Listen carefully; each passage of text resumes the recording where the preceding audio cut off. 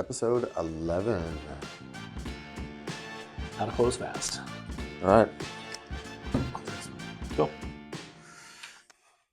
Hello and welcome to the Lending Podcast. We are in episode 11 today, and this is JB, the infamous guru of mortgage, and I'm Jeff Jones. What are we talking about today, JB? We're going to close fast today. Close fast. How fast? Very fast. How about 15 days?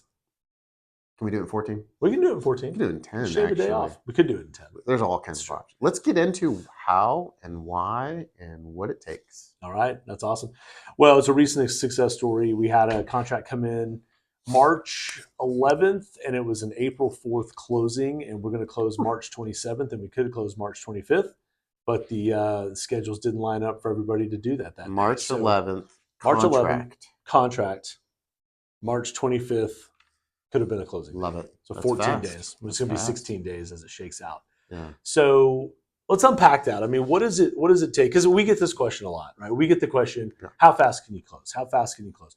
In many cases, we make the presumption as a buyer that the seller wants to close fast. That's the first thing. Mm-hmm. That isn't always the case. So that comes back to the communication between buyer's agent, listing agent, because sometimes listing agent sellers don't know where they're going to go. Right. They don't need to close in 14 days. It sounds great, and it sounds amazing, but they don't have anywhere to go. So maybe they want a 21 or 30 or 45-day closing. So all that comes out in the communication. But let's say that it needs to happen quickly And for whatever reason.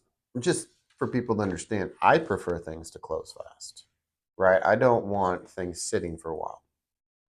But Absolutely. Well, we have a it saying. does have to go with the timing of the buyer and sellers. It does. And in many cases, that is a leverage point with a Right. seller. We can close fast, so please Mhm. take our offer, right? There's multiple offers, Right. all things being equal, and sales price and net to the seller, et cetera. And yet the fast closing may be something that puts that seller over the edge to take that offer. So Okay. we want to have that in place. We want to roadmap this for you out there as a buyer's agent, as a buyer, how to close in, let's just say 2 weeks, right? It can be done. Now, there are a lot of factors that go in, so we're going to kind of dive into this. It starts with a very good phone call or a Teams meeting call, right? Yes, The or an first in-person call. meeting. I Yes. agree. I think that first call of setting the precedence of the relationship of the buyer to lender, that call's great. I mean, I've even invited my realtor friends that are referring those buyers to me to also be on that call. And so sometimes there's 3 of us on that call. But most of the time it's just the 2 because that's what schedules allow. But what do you see being important on that call to speed up the closing process? That's so critical. Number one thing, we need to find out what the buyer's goals are and Okay. what their fears are, right? What are they afraid of? What are they concerned about? Right.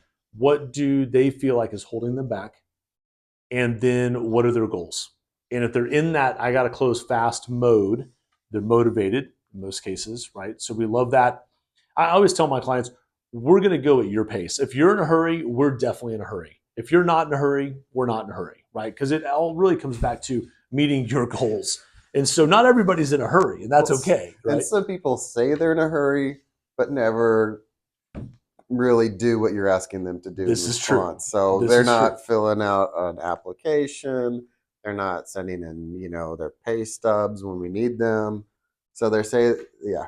But Right. yeah, I get you. So No, so the you're truth of the goals and being honest and transparency are Yes. key. So, don't tell a lender you're in a hurry when you really aren't. And don't tell a lender you're not in a hurry when you really are. Because I think just having genuine communication, Mhm.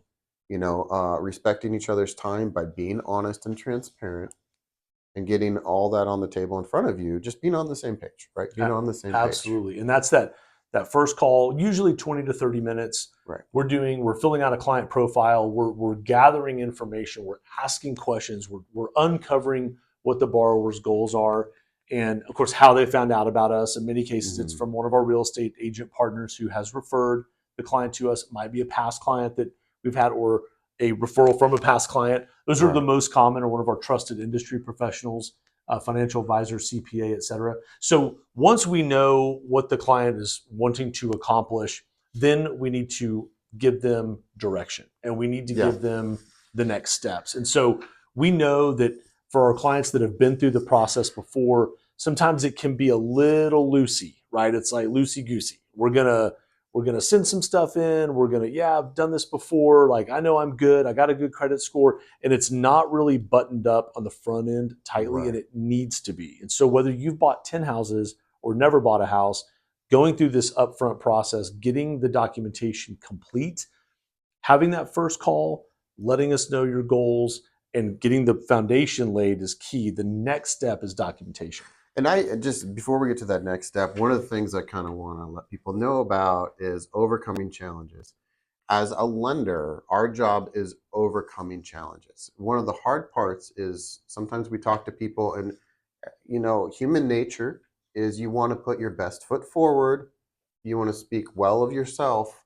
You don't want people to find out, the stuff in the closet or the stuff in the past that might be a challenge. But our goal is to always find a way to get you to the finish line.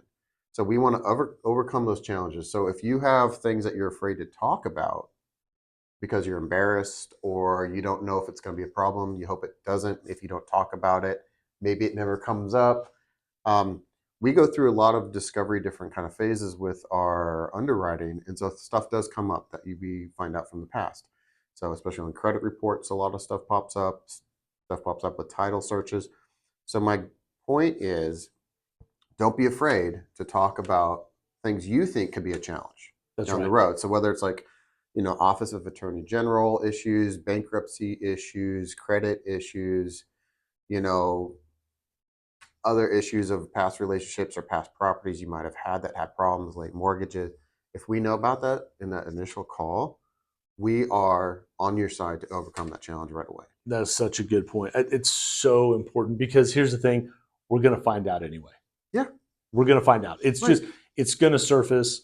We do these deed checks. We're going to know if you own other right, property somewhere else in the country. We're going to know if you have a snake in the grass as far as a judgment or a right. tax lien or things like that. So these things so critical to know about up front, and then we can, like Jeff said, we can help you overcome that whatever obstacle you believe is holding you back. And so Right. if we don't know about it up front, it's going to come up later. And we get this question a lot, right?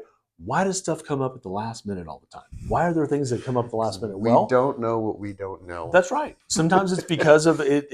We don't know what we don't know, and we have perhaps a lack of discovery on the front end, Sure. and there's a part of that client profile that's missing, intentional or unintentional. Right. It may not be intentional. It's just not something that sometimes our clients don't know that they need to tell us something. Right. So our job really is to ask better questions. First and foremost, number Mm-hmm. one, and we do a good job at that, understanding what your goals are. And we're going to talk about this 14-day closing here in a second, so you can get a feel for how the process can go really smooth. Because Right. this was a classic example of taking the time up front, being Mm-hmm. very, very thorough. These were first-time buyers. This isn't a 14-day closing for someone who's bought 20 properties and knows the drill. This is a 2-week closing on a first-time buyer Nice. who's never been through the process before, Nice. right? And so we were talking off camera, and you were telling me about your experience in the home building industry. And I just think this is a great analogy. I'd love for you to expand on that a little bit. Yeah, a little my background. I worked as a nonprofit executive director in Buffalo, New York. Organization's called 716 Ministries. Shout out 716 Ministries. And as we did rehabs and renovations of properties, we had 1,000 volunteers a year come through our organization and help us remodel different parts of Buffalo. Now, in that process, we had a couple different work crews that were construction crews. And, for that to happen, we're doing some pretty big remodels. 95% of our business was working for other nonprofits. So that was a great relationship. But we were doing like $3 million rehabs, $1.5 million rehabs. And we did 25 different houses that were all around like anywhere from $50,000 to $100,000 rehabs. 25 of those sold them back to the neighborhood. But for a lot of those rehabs, I was a licensed general contractor on those, and our team did a great job. But as a licensed general contractor, you're working with the architect. So what'll happen is, say it was, a church wants to remodel their sanctuary or wants to remodel their room. They're going to get drawings, and then they're going to do fundraising, and then it's go time once they start having money, right? And that means that you're now bringing engineers into the room, and the engineers are looking at those architecture drawings, and they're saying this is where the mechanical lines are going to go, this is where the electrical lines are going to go, this is where the plumbing lines are going to go. People call those the MEPs or engineer drawings. Um, and a lot of times there's a back and forth, right? So what happens is, the owner of a property will work with an architect, put their dreams on paper. It's a beautiful drawing. It's amazing. But then you get the engineers. And Mm-hmm. the engineers are like, you can't put stairs here. You can't put that plumbing wall with the electrical wall. You can't do this or that because it's at the wrong incline. That won't work for drainage. So you can have your idea, but then you have your engineer, and that's practical. And then you get a third party of the builder too.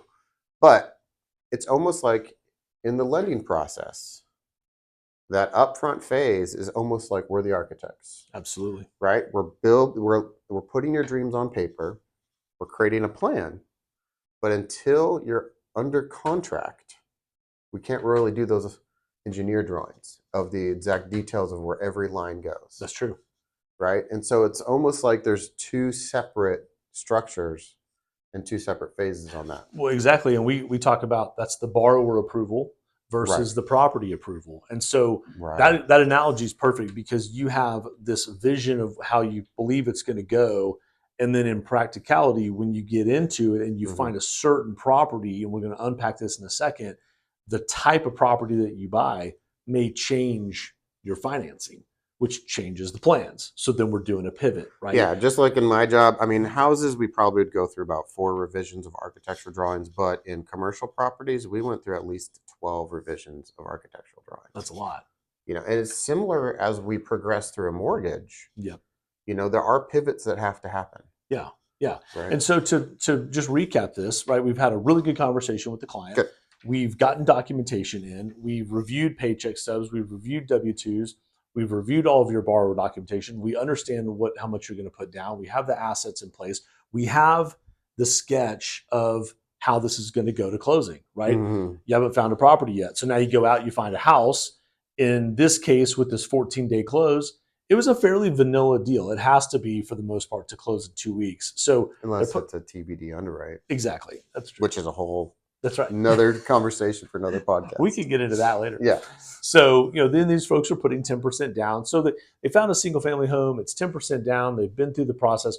We had a very, very detailed roadmap, and there were not a lot of unknowns. There were not a lot of snakes in the grass in this particular situation. The title came back clean. Nice. The underwriting came back clean. The appraisal came back clean. And the insurance was in place pretty quickly. So this is one of those things where we did as much as we could with the borrower up front. And we were as far along as we could get on the pre-approval stage before they found a house. They found a house. It checked all the boxes pretty quickly. Nice. And it appraised fast. It appraised at the sales price, obviously, or a little over, I think. And it's going to closing fast. And so these are those times where it all came together quickly and we had a lot of preparation. Had we had some bumps in the road on the property, we could have overcome those and still made the closing date. Closing date was still 2 weeks out, right? Mm-hmm. Because we did so much work up front. And this is where we were talking about the known issues and the unknown issues. Right. And on this particular client, we knew so much about them. We spent probably 2 hours of initial consultations with them, and we love that part of our business, the measure twice, cut once, right? So we're talking to the client up front, we understand their goals, we're getting all their paperwork, we're going through that, and we're diving in as quickly as we can to any potential snakes in the grass to fix them. In this case, there weren't that many, right? Good. But in what you used to do, some of those projects probably went fairly smooth. Some of them were pretty bumpy, right? Because Every time things were popping up that you didn't know about. It was really common for budgets to have to go over 30%. There is a couple projects we came in under budget and under time, which was wonderful. But there's just you don't know what you're getting into. If you open a wall and you got black mold remediation, you didn't plan for that in your estimate. But same with, I think one of the big things you talk about is getting documentation. You know, what we find, and, when I used to start out 4 years ago, I reviewed your files, and I was hitting a lot of applications where we're building your profile up front. Your professional file of all your documents, and I think that making sure all the documents are current and all pages and are the actual official statements. Yes. Let's talk So about that real let's quick. talk about that, because I think that could be a big slowdown. And a lot of people that haven't bought a home don't have never had to go through providing so many documents before. True. Because I think that experience of, oh my gosh, the document requests never stop, is one of the biggest complaints we get. Yes. And Yes. so a lot of people don't understand that anything that has to do with your finances, anything that has to do with your liabilities, all needs to have basically the full documentation to support each of those pieces. And let's go deeper on that and talk about what we need as a lender versus what our clients think we need. Good. There's the difference. I Yeah, think so that's the challenge, because I like it. we request tax returns, we request W-2s, we request paycheck stubs, bank statements, Hmm. and we get partial pages, or we get Right, someone sitting in their bed taking a picture of the tax return page and scanning it to us. And I understand everyone's got some limitations with technology at some point. It's not easy for everyone to access the right, secure portal, or it's not easy to just have your 110 page tax return in a PDF format at your fingertips on your computer. So we understand like documents are kind of scattered all hmm over. This is part of that preparation stage, though. Like, you are going to need tax returns, W-2s, paycheck stubs, bank statements, driver's license, and maybe some other stuff like a divorce decree or bankruptcy papers. So the big items can follow later. Like, there are some times where, okay, we can bring tax returns in later in the game depending on your hmm situation. But the more you have up front, that's going to uncover those potential snakes in the grass, which is going to give us the ability to right, smooth out those bumps up front before you're under contract, before you're stressed out about closing. And we've now cleared the way for you to get to closing in 14 days, right? Because you as a borrower participated and got us the things that we need, right. and not what you think we need. And that's really, really important. We're not asking for it because we want to inconvenience you, right? We're asking for it because this is what the investor, this is what the Yes, underwriter is going to require. This is what the closing department is going to require. This is what the right. investor is going to require. And so we are your portal, we are your guide throughout this process, Yeah. right? And we're gonna screen what you send us. And a lot of times what is sent to us, or what's sent to our processor or underwriter, is not going to meet the requirements. Right. So it's just really important that we get what we ask for, not what you think we need. Yeah. And I like that, because there is a trust that has to happen with a Yes. document request, because we're building a file of paperwork that's really thick, and so it is a lot of energy and time to get correct documents together for someone's file, It because is. we're building a professional file. Sometimes thousands of pages. Right. I mean, And so one of the biggest, misnomers or misunderstandings is, hey, if somebody's asking for, like, if we're asking for pay stubs, we actually need it in your PDF statement from your payroll company format, not just a screenshot of what hit your bank account, or not just a screenshot of a website you're on. Like, we actually need the document. If we're asking for bank statements, we need all pages. So if it's a 7-page document, even if the last page says this page is blank, we need all 7 this pages. page intentionally left blank. Right, that's Yes, our we need favorite. that one. Yes, we even need that one because it has a page number. Page 7 If of it has a 7. page number, we need it. Yeah, Um, and that's and those, and we understand yeah, most of our clients, most of you out there listening, you are not getting a piece of mail once a month that you're an envelope that you're opening and looking at your bank statement. Most of us do not get bank right. statements mailed to us anymore. We used to, right? Mm-hmm. Now it's all online. So we're Right. talking about logging into your bank portal, Right. going to the statements section, clicking on the most recent 2 months, downloading the PDF, having it that you can then send to us, either email. We don't prefer that, but most likely We have upload to the portal. yeah. We have a secure portal. Almost every lender's got a secure portal. And that's where all documents should be uploaded, Mm-hmm. right? maybe accept explanations or things like that via email. But that is So documentation, having thorough, clear documents that are exactly what we're asking for. Because if a lender asks for something and the response is, well, why do you need it? We're happy to explain, but we're absolutely still going to need it. right.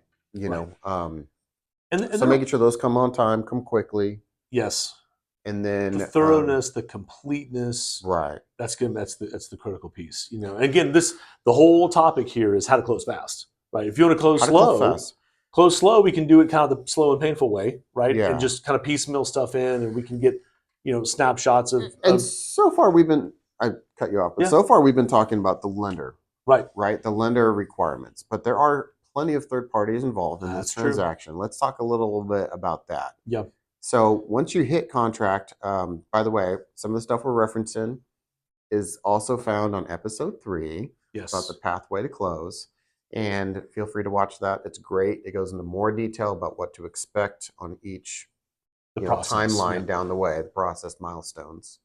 But as soon as you go into contract, speed of inspection is a big deal. Yes. So home inspection, first and foremost, usually is scheduled a day or two after the contract is accepted. We like to wait to order the appraisal until we know that inspection looks good. So you're proceeding with the purchase. Maybe there's some negotiations there. But as quickly as we can, order the appraisal.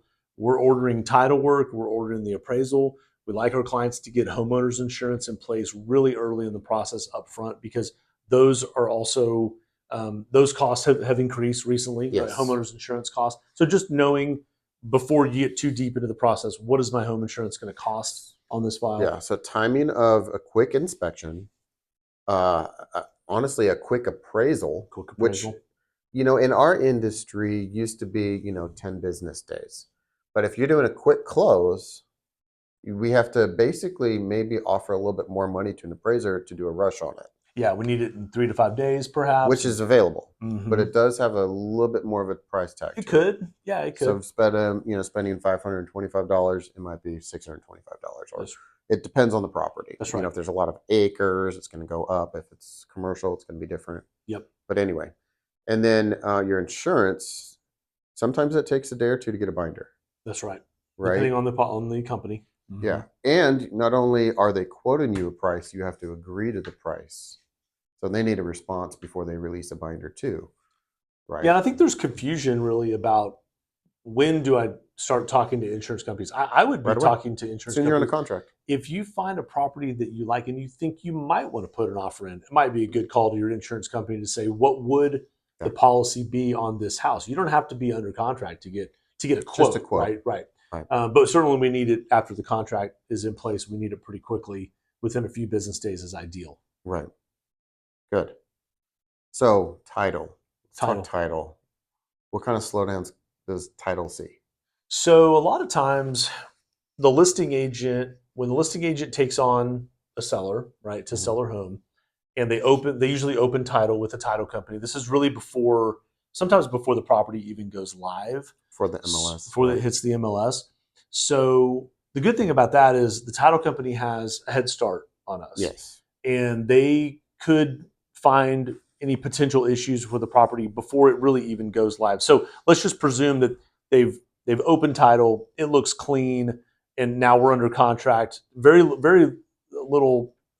few things happen negatively with respect to title once that title's already been opened and we're under contract, if they've already seen the title policy. Yeah, and what we're talking about there is kind of like, they have different lingo, but like clouds on the title, or concerns that there might be like a mechanical lien on the property, or any other kind of history where other people were owners or had ownership stake on that property that they shouldn't anymore. And what you're talking about a lot of times is when the listing goes live pretty quickly. There's a pretty quick offer, and the title commitment hasn't come back yet. So you're exactly right. Like, we don't know there's an issue till there's an issue. Yeah. A lot of times we're already kind of past that stage by the time we see it, and the title's already been cleared. But yeah, clouds on title means that it could be a former heir to the property Right. that has ownership interest, could be a mechanics lien, like you said. Yeah. So there are definitely some things that could pop up on title. And then the survey, if there isn't Mhm. a current survey or the survey is very old where it won't pass by the underwriter or the legal department,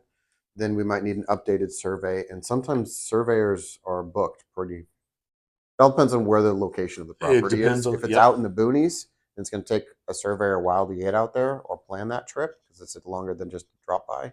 that's right. So survey timing, if that's not available already, could slow things down too. Yeah, new surveys could cause a delay. Also, what causes a delay with existing surveys is not having something called a T47. The T47 is the endorsement, it's an affidavit Mm-hmm. that the seller is going to use the existing survey, convey that survey to the buyer at closing, and they're certifying that no changes have been made to the property.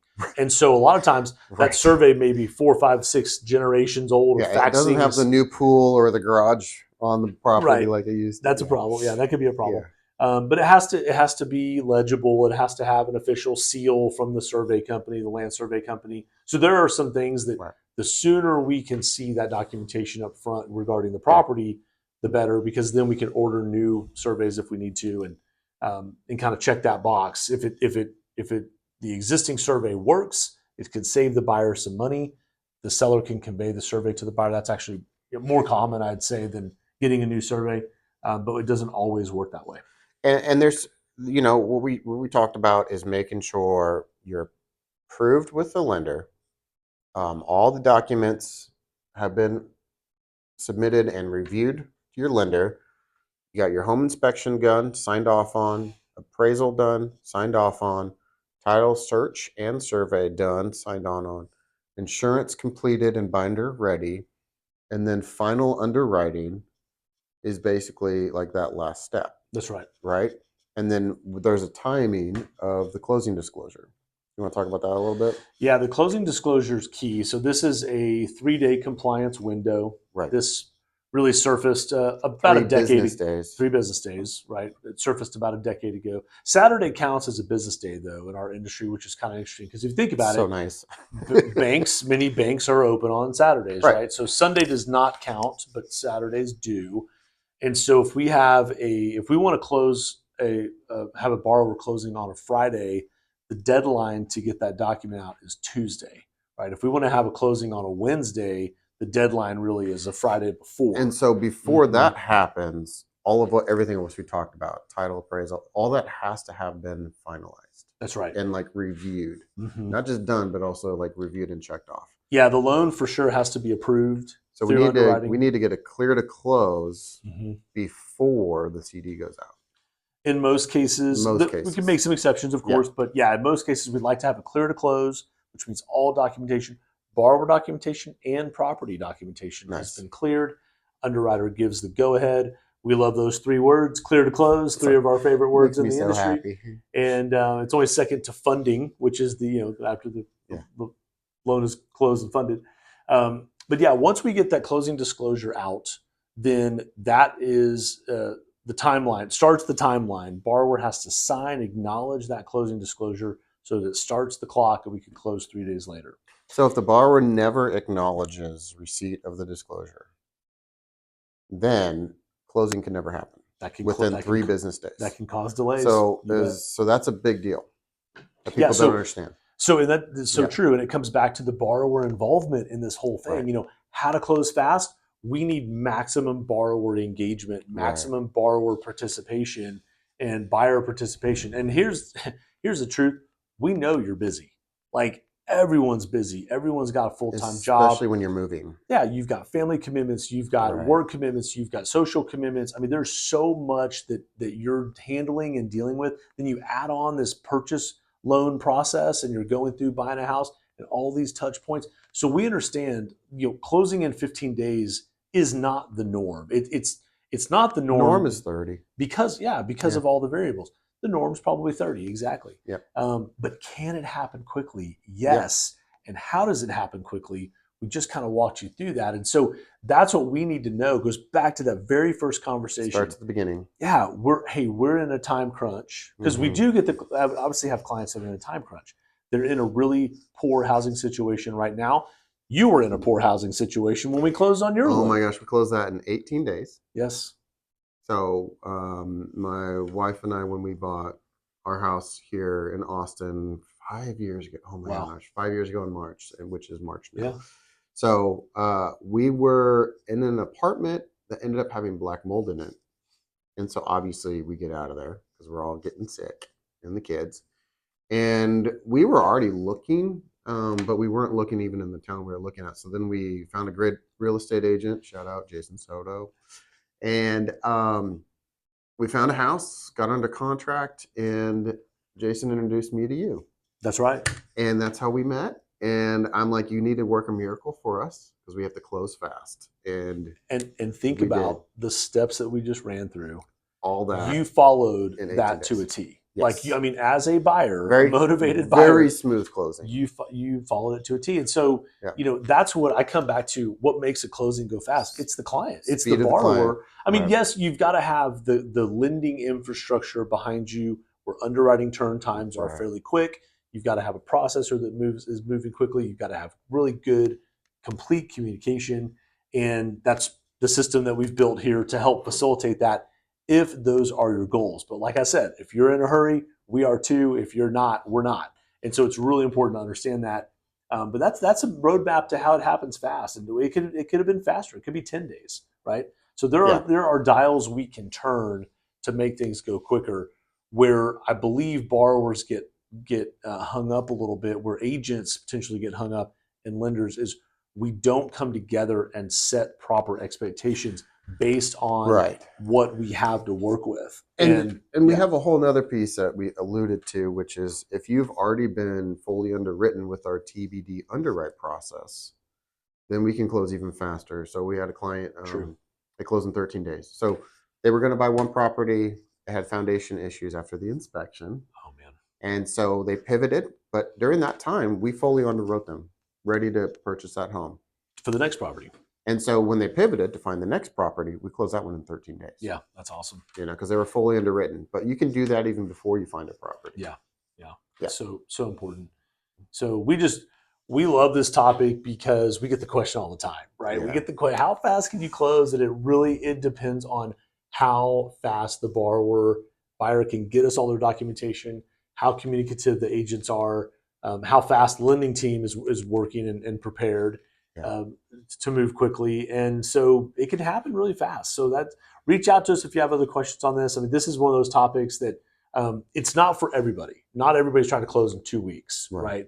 But we do have infrastructure available, and also unpacking the why do things come up at the end? How come something popped up at the very end? We touched on that a little bit too. It's like it's because the documentation that was provided was not complete, or maybe something with the property, something on the title, something on the insurance, the survey. So the more due diligence we do up front, the fewer snakes in the grass pop their heads out later in the process, and we can get you to closing quickly.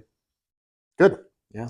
Keys to a quick close. That's right. I love it. That's right. Well, this was episode 11 of the Lending Podcast. Thank you for tuning in. Please like, subscribe, share. We love getting our information out there so that people know what's going on to get a home.